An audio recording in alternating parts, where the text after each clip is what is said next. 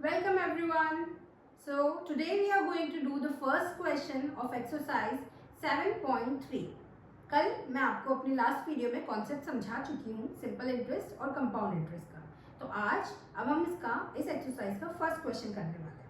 So let's start. Exercise 7.3 question number 1. So question number 1 is divided into two parts. तो हम first part करेंगे पहले, फिर second part करेंगे. The population of a place increased to 54,000 in 2003 at a rate of 5% per annum. Find the population in 2001.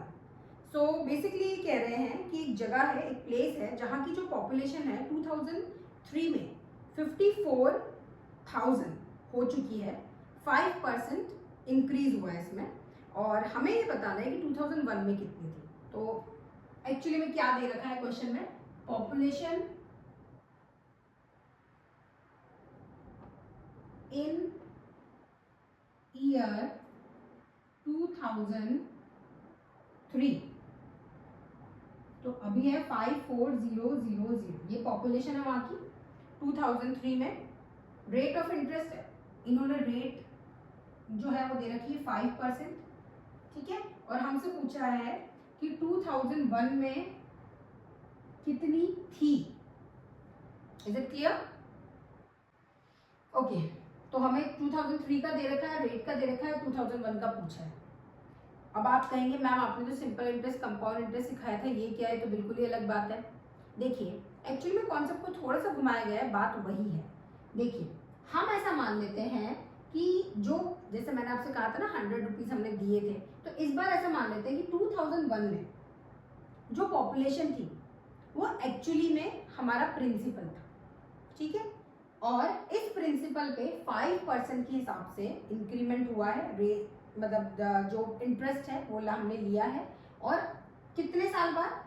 2001, 2002, 2003, 2 साल बाद ये amount इतना हो गया. ठीक है, तो ये एक्चुअली में हमारे लिए क्या हो गया, ये हमारे लिए एक्चुअली में हो चुका है अमाउंट जो हमने 2 साल बाद लौटाया है. ये रेट ऑफ इंटरेस्ट है, और हमें जो पता करना है वो एक्चुअली में क्या है, वो एक्चुअली में है प्रिंसिपल कि हमने दिया कितना था. ठीक है, तो हम इसी तरीके से करेंगे.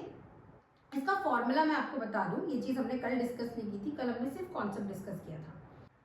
सो अमाउंट का फॉर्मूला होता है A, that means amount is equal to principal bracket में 1 plus R upon 100 bracket close, और यहाँ पर आएगा n यानी कि टाइम.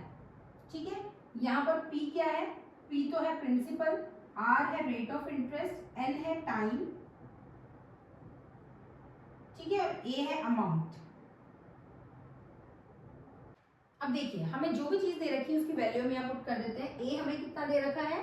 54,000. P हमें निकालना है तो उसको P ही रहने देते हैं. 1 प्लस R है 5 अपॉन 100, और यहाँ पर पावर n यानी कि टाइम. तो कितना टाइम लगा है यहाँ पर? 2001 में हमने दिए थे, और 2003 में वापस, मतलब एक तरीके से हम देखें तो 1 से 3 तक काउंट करना है. तो 2001 से 2002 1 ईयर, 2002 से 2003 2 ईयर्स. तो हमारे पास टाइम कितना है एक्चुअली में? 2 ईयर्स. ओके, तो यहाँ आएगा 2.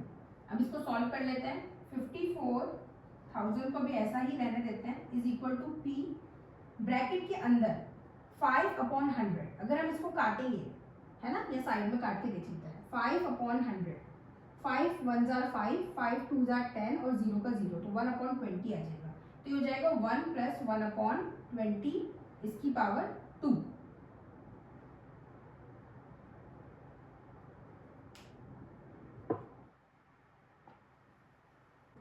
$54,000 is equal to P 1 plus 1 upon 20. आप इसको आपको पता है हम एलसीएम लेंगे, इस तरफ अगर कुछ भी नहीं है तो 1 है. 1 और 20 का एलसीएम 20 आएगा, तो हम क्रॉस मल्टीप्लाई करेंगे, तो यहाँ 20 इंटू 1 20 आएगा, 1 इंटू 1 1 आएगा, दोनों ऐड होंगे और नीचे आएगा 20, और पावर हमारे पास 2 चल रही है. तो ये चीज हमारे पास हो जाएगी 21 upon 20. 54,000 is equal to P 21 upon 20 की पावर 2. अब देखिए 21/20 की पावर 2 का मतलब है 21/20 मल्टीप्लाई बाय 21/20, है ना। अगर हम इस पूरे को इस तरफ ले जाएं, पहले हम एक स्टेप और लिख देते हैं।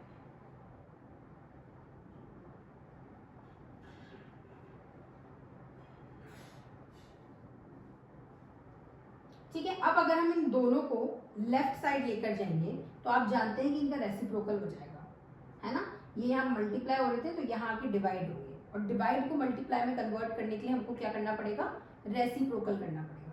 तो जो नीचे है डिनोमिनेटर में वो ऊपर आ जाएगा, principal is equal to 54000 multiply by 20 multiply by 20 upon में आ जाएगा 21 इंटू 21।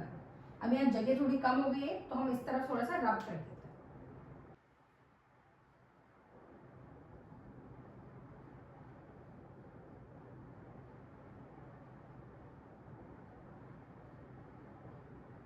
ओके, तो ये वो है जिसका हमें अब सॉल्यूशन करना है, इसके आगे हमें सॉल्व करना है। तो देखिए 21 3 की टेबल में आता है, 2 से स्टार्ट करते हैं। 2 की टेबल में ये तो आ जाएगा, पर ये दोनों नहीं आएंगे। आपको पता है कट करने के लिए एक न्यूमरेटर एक डिनोमिनेटर होना चाहिए, है ना। तो ये तो आ जाएगा 2 की टेबल में, लेकिन ये दोनों नहीं आएंगे। तो नेक्स्ट टेबल 3 की, अब 3 की टेबल में ये तो आ जाएगा, लेकिन ये आएगा कि नहीं, इसके लिए हम 3 की डिविजिबिलिटी लगा के चेक कर लेते हैं। देखिए 3 की डिविजिबिलिटी होती है कि आप जो नंबर है उसकी टर्म्स को ऐड कीजिए। तो 5 + 4 9 होता है। तो क्या 9 3 की टेबल में आएगा? यस, इसका मतलब ये नंबर भी आ जाएगा। तो हम इसको 3 से काटते हैं। 3 की टेबल में 21 7 टाइम्स, 3 की टेबल में 54 कैसे काटेंगे, 3 1 जार 3, 2 बचे तो 24 8 टाइम्स और 3 0, तो ये आ गया 18,000। एक और बार काट लेते हैं, फिर से 3 की टेबल में 7 टाइम्स 21, 18 आएगा 6 बार और 3 0, तो हमारे पास जो नंबर बचा वो बचा 6000 multiply by 20 multiply by 20 upon 7। अब और नहीं कट रहा तो हमें इसको मल्टीप्लाई करना पड़ेगा, 1 2 3 4 5 0 ऐसे की ऐसे ही लगा दो। ठीक है, अब 6 मल्टीप्लाई बाय 2, यहाँ पर देख लीजिए 6 बचा है, 2 बचा है और 2 बचा है ना। तो 6 2 ज़ा 12, 12 2 ज़ा 24, तो ये आ गया 24 अपॉन 49। ठीक है, आप उसको डिवाइड करके सॉल्व करेंगे तो आपका आंसर अप्रॉक्स ऐसा आ जाएगा 48,979.59। तो ये वो पॉपुलेशन थी जो 2001 में थी, ओके, और 2003 में इतनी होगी।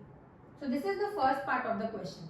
अगर आपको समझ में आया तो please like share and subscribe, क्योंकि आपको जैसे और भी बहुत सारे स्टूडेंट्स हैं जिसको ये समझना है। So thank you.